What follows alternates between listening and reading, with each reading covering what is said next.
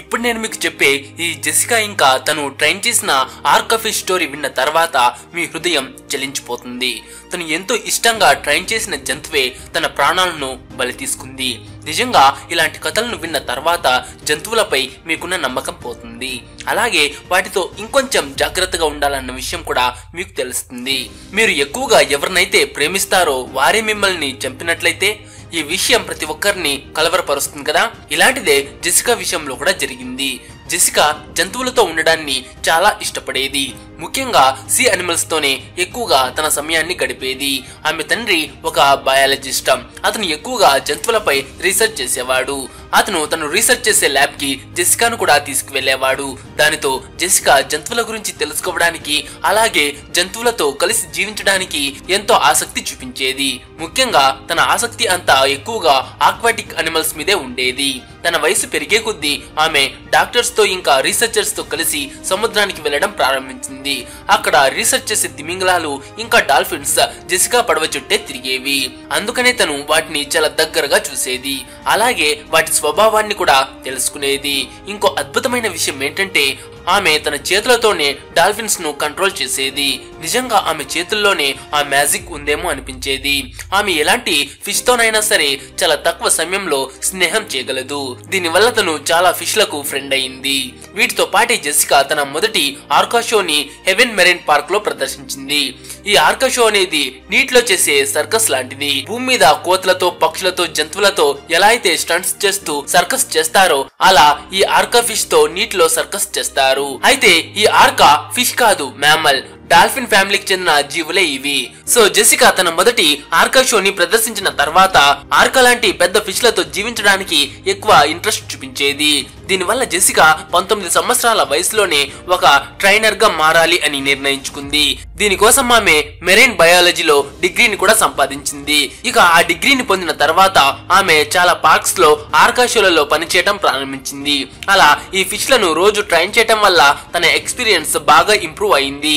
Jessica కేవలం 21 సంవత్సరాల వయసులోనే ఈ ఘనతను సాధించింది. ఆ తర్వాత జెసికా ఓర్లాండోలోని సీ వరల్డ్ ఓర్లాండో పార్క్ లో చాలా పాపులర్ షో అయిన ఆర్కా షోకు ట్రైనర్ గా మారింది. ఆ షోలో తాను ట్రైన్ చేసే ఆర్కా ఫిష్ దాదాపుగా 22 అడుగుల కంటే ఎక్కువ ఎత్తు ఉంటుంది. అలాగే దాని బరువు అయితే సుమారుగా 5443 కేజీలు ఉంటుంది. ఇంత పెద్ద ఆర్కా ఫిష్లు చేసే విన్యాసాలను చూడ్డానికి వేలాది మంది ప్రజలు అక్కడికి వచ్చేవారు. ఈ షో అక్కడ చాలా పాపులర్ అయిన షోలలో ఒకటి. అలాగే జెసికా ట్రైన్ చేసే ఆర్కా ఫిష్ ని మకాలో అని పిలుస్తారు. జెసికా ఈ మకాలోతో కలిసి చాలా సంవత్సరాలు పనిచేసింది. అది జెసికా ఇచ్చే ప్రతి సైన్ ను అర్థం చేసుకునేది. దీనివల్ల వారి మధ్య ఉన్న బంధం చాలా పెరిగింది. వారిద్దరి మధ్య ఉన్న ఈ బలమైన స్నేహం వల్ల వారిద్దరూ ప్రేక్షకుల ముందు చాలా అద్భుతంగా తమ ప్రదర్శనను ఇవ్వగలిగేవారు.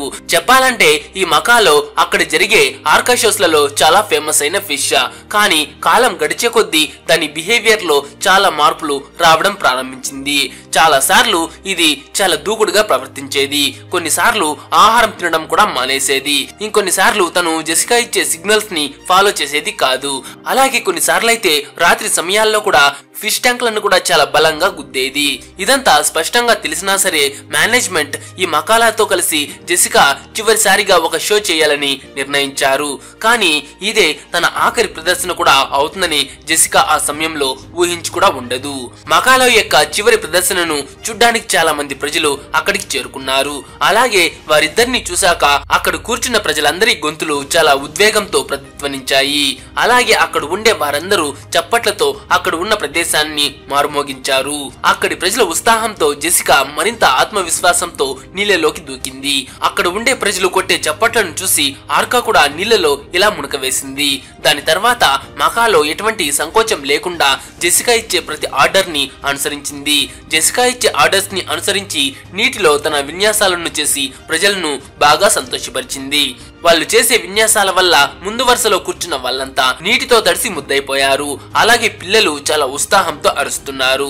ఇది మకాలో ఆఖరి షో అవ్వడం వల్ల షోని చూసేందుకు జెసికా తల్లిదండ్రులు కూడా వచ్చారు. కానీ అదే వాళ్ళ కూతురి ఆఖరి చూపు అవుతుందని వాళ్ళు అనుకుని ఉండరు. మొదట్లో మకాలాతో అంత బాగానే అనిపించింది. చెప్పాలంటే దీనివల్ల జెసికా కాన్ఫిడెన్స్ ఇంకా పెరిగింది. జెసికా తను ఇచ్చే ప్రతి ఆర్డర్ ని మకాలో అనుసరిస్తుంది అని భావించింది. అందుకని ఆ షో యొక్క చివరి స్టంట్ చేయడానికి జెసికా మకాలో పైన కూర్చుంది. దాని తర్వాత మకాలో ఆమెను నీటిలో ఇలా తిప్పుతుంది. ఇక అంతే, జెసికా ఆనందం ఎక్కువసేపు కొనసాగలేదు. ఎందుకంటే అకస్మాత్తుగా ఎటువంటి వార్నింగ్ లేకుండా మకాలో జెసికాని ఇలా తన దవడలతో గట్టిగా పట్టుకుంది. నిజం చెప్పాలంటే ఈ అటాక్ చూడ్డానికి చాలా భయంకరంగా ఉంది.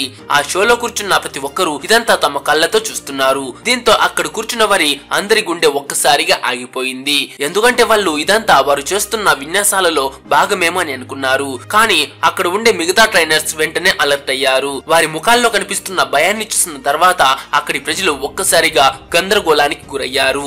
దీంతో అక్కడ ఉన్న వాళ్ళంతా అరుస్తూ అక్కడి నుంచి పరిగెత్తడం ప్రారంభించారు. కొద్ది సెకండ్స్ లోనే ఆ హాల్లో కలకలం చెలరేగింది. జెసికాని ఆర్కాఫిష్ నుంచి తప్పించడానికి అక్కడ ఉండే ట్రైనర్లు శతవిధాలా ప్రయత్నిస్తున్నారు. దాని నుంచి జెసికాను విడిపించడానికి సాధ్యమైన అన్ని మార్గాలను ఉపయోగిస్తున్నారు. అక్కడ ఉన్న ట్రైనర్స్ అందరూ ఆ నీళ్లలో నుంచి మకాలోని బయటకు రావాలని సిగ్నల్స్ కూడా ఇస్తున్నారు. కానీ ఆ సమయంలో ఆ మకాలో ఎవరి మాట వినట్లేదు. చాలా చేపలను కూడా ఆ ట్యాంక్ లోకి విసిరేశారు. అయినా సరే మకాలో జెసికాను విడిచిపెట్టలేదు.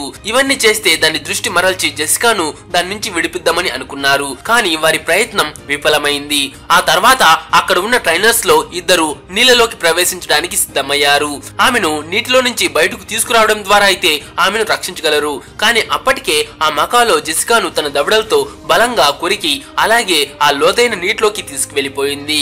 అంతటితో ఆగక ఆమెను ఆ ఫిష్ ట్యాంక్ గోడలకేసి గట్టిగా కొట్టింది.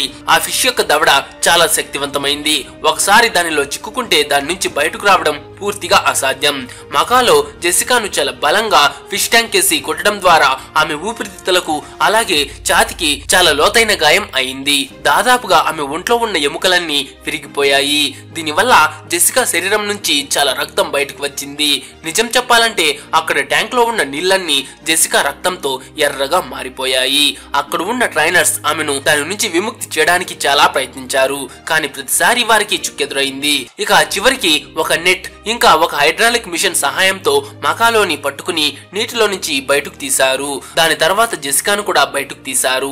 అప్పటికే చాలా ఆలస్యమైపోయింది. వెంటనే జెసికాని హాస్పిటల్ కు తీసుకువెళ్లారు. కానీ డాక్టర్స్ ఆమె అప్పటికే చనిపోయిందని చెప్పారు. నీటి లోపల ఎక్కువసేపు ఉండడం వల్ల ఊపిరాడక చనిపోయిందని డాక్టర్స్ నిర్ధారించారు. అంతేకాకుండా తన శరీరం నుంచి చాలా బ్లడ్ కూడా పోయిందని చెప్పారు. ఇదే తన మరణానికి కారణమని కూడా డాక్టర్స్ తెలిపారు. 2010లో జరిగిన ఈ ప్రమాదం తర్వాత సీ వరల్డ్ ఓర్లాండో పార్క్ తలుపులు శాశ్వతంగా మూసివేయబడ్డాయి. అయితే ఈ ఫిష్ పేరు ఆ అమ్మాయి పేరు ఈ వీడియోలో చేంజ్ చేసి చెప్పడం జరిగింది. యూట్యూబ్ గైడ్ లైన్స్ వల్ల వాళ్ళ రియల్ నేమ్స్ ఇక్కడ ఇస్తా చూడండి. అండ్ ఈ వీడియో మీకు నచ్చింటే ఒక లైక్ చేసి మీ ఫ్రెండ్స్ కు తప్పకుండా షేర్ చేయండి. అండ్ ముఖ్యంగా చెప్తున్నా, ఇలాంటి క్రూరమైన జీవుల దగ్గర కొంచెం జాగ్రత్తగా ఉండండి.